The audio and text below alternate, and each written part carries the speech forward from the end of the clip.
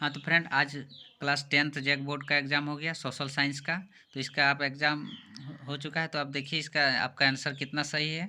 तो टोटल इसमें टर्म 1 में 40 क्वेश्चन है। तो चलिए आंसर की देखते जाएंगे। पहला प्रश्न है, फ्रांस में प्रथम विद्रोह कब हुआ था? तो इसका पहला उत्तर सही हो जाएगा, जुलाई 1830। दूसरा क्वेश्चन है, निम्न में से किसका विश्वास था कि ईश्वर की मर्जी के अनुसार राष्ट्र ही मनुष्यों की प्राकृतिक इकाई थी? तो इसका ऑप्शन तीसरा सही हो जाएगा, जेसुपी मैथ्सिनी। तीसरा क्वेश्चन है, निम्न में से कौन सी घटना पूरे यूरोप के शिक्षित अभिजात वर्ग में राष्ट्रीय भावनाओं का संचार किया है? तो इसका दूसरा ऑप्शन सही हो जाएगा, यूनान का स्वतंत्रता संग्राम। चौथा प्रश्न है, 1848 में यूरोपीय देशों के किसान मजदूर किन कारणों से विद्रोह कर रहे थे? तो इसका ऑप्शन चौथा सही हो जाएगा, इनमें से सभी, गरीबी, बेरोजगारी, भूखमरी, तो इनमें से सभी हो जाएगा। पांचवा प्रश्न है, निम्न में से किसने अपने उद्देश्यों के प्रसार के लिए यंग इटली नामक एक गुप्त संगठन बनाया था? तो इसका ऑप्शन दूसरा सही हो जाएगा, जेसुपी मैथ्सिनी। छठा प्रश्न है, प्रथम विश्व युद्ध में रक्षा व्यय में भारी इजाफा होने के कारण खर्चे की भरपाई के लिए निम्न में से क्या किया गया? तो इसका ऑप्शन चौथा सही हो जाएगा, इनमें से सभी। इसमें है पहला ऑप्शन, युद्ध के नाम पर कर्जे लिए गए। दूसरा में करों में वृद्धि की गई। तीसरा में सीमा शुल्क बढ़ा दिया गया। तो इसका ऑप्शन डी चौथा हो जाएगा सही, इनमें से सभी। सातवां प्रश्न है, अहिंसा का धर्म सभी भारतीयों को एकता के सूत्र में बांध सकता है, यह विश्वास किनका था? तो इसका ऑप्शन पहला हो जाएगा, महात्मा गांधी। आठवां प्रश्न है, जालियांवाला बाग मैदान में अमृतसर के गांव वाले लोग किस मेले में शिरकत करने के लिए जमा हुए थे? तो इसका ऑप्शन पहला हो जाएगा, बैसाखी मेला।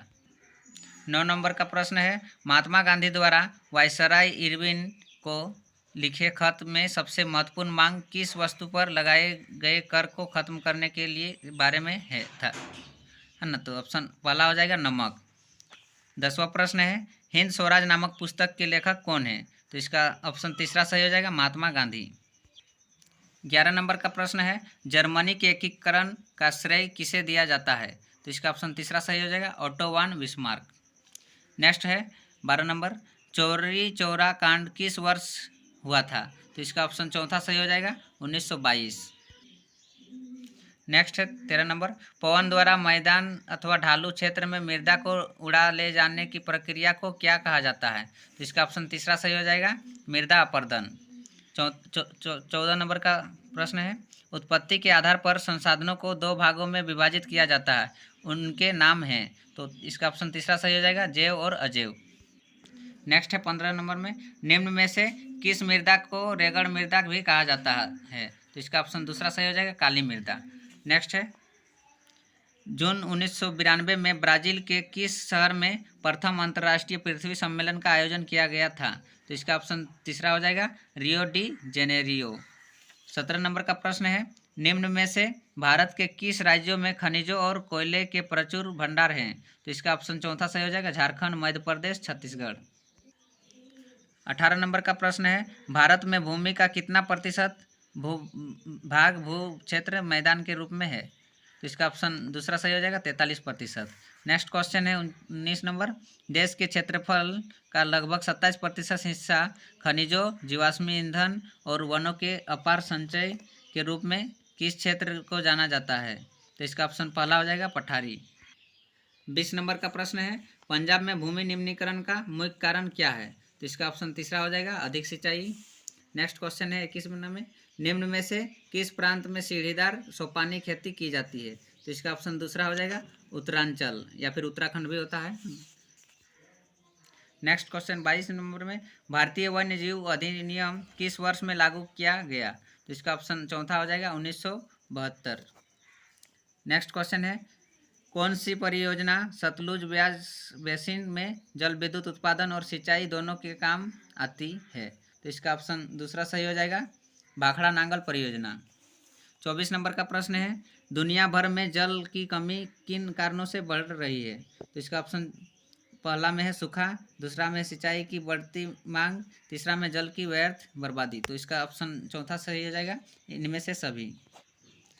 25 नंबर का क्वेश्चन है, बेल्जियम में 1950 और 1960 के दशक में किन भाषा के बोलने वाले समूहों के बीच तनाव बढ़ने लगा?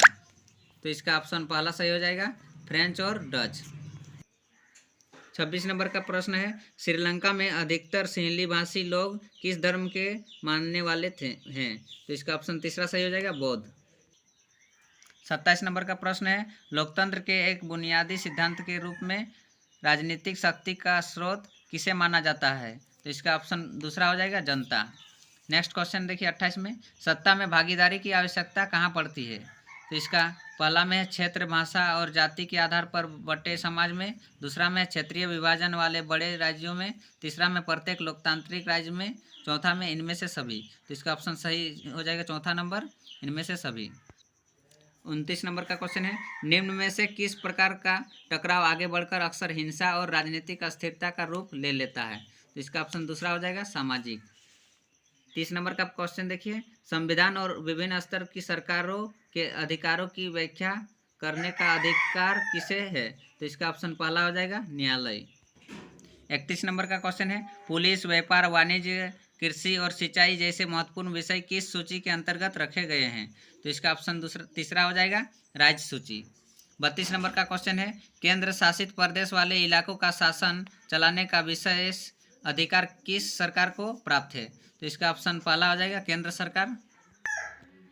33 नंबर का क्वेश्चन है, जब केंद्र और राज्य सरकार से शक्तियां लेकर स्थानीय सरकारों को दी जाती है तो इसे क्या कहा जाता है? तो इसका ऑप्शन दूसरा हो जाएगा, सत्ता का विकेंद्रीकरण। 34 नंबर का क्वेश्चन देखिए, आर्थिक विकास के अंतर्गत सम्मिलित लक्ष्य हैं। तो इसमें पहला में है नियमित रोजगार, दूसरा में है स्वतंत्रता, तीसरा में है बेहतर मजदूरी, चौथा में इनमें से सभी। तो इसका सही उत्तर हो जाएगा ऑप्शन नंबर चौथा, इनमें से सभी। 35 नंबर का क्वेश्चन है, भारत के किस राज्य में गरीबी का प्रतिशत सबसे अधिक है ना? तो इसका ऑप्शन चौथा सही हो जाएगा, बिहार है। 36 नंबर का क्वेश्चन है, भारत में प्रच्छन्न बेरोजगारी सामान्यतः किस क्षेत्र में दिखाई देती है? तो इसका ऑप्शन तीसरा सही हो जाएगा, कृषि क्षेत्र में। 37 नंबर का क्वेश्चन है, भारत किस वर्ग के देशों में आता है? तो इसका ऑप्शन पहला हो जाएगा, निम्न आय। 38 नंबर का क्वेश्चन है, निम्न में से कौन अर्थव्यवस्था की विशालता को प्रदर्शित करता है? तो इसका ऑप्शन पहला हो जाएगा, सकल घरेलू उत्पाद, जिसको जीडीपी कहते हैं। 39 नंबर का क्वेश्चन है, परिवहन, भंडारण, संचारण, बैंक सेवाएं और व्यापार किस क्षेत्र की गतिविधियों के प्रमुख उदाहरण हैं? तो इसका ऑप्शन तीसरा हो जाएगा सही, तृतीयक। अंतिम प्रश्न है 40 नंबर का, कृषि क्षेत्र के श्रमिकों में किस प्रकार की बेरोजगारी पाई जाती है? तो इसमें ऑप्शन चौथा सही हो जाएगा, चक्रीय बेरोजगारी। तो आप भी अपना कितना आपका सही हो जाता है आप भी कमेंट करके बता सकते हैं। Thank you for watching. भगवान करे आपका दिन शुभ हो। Thank you.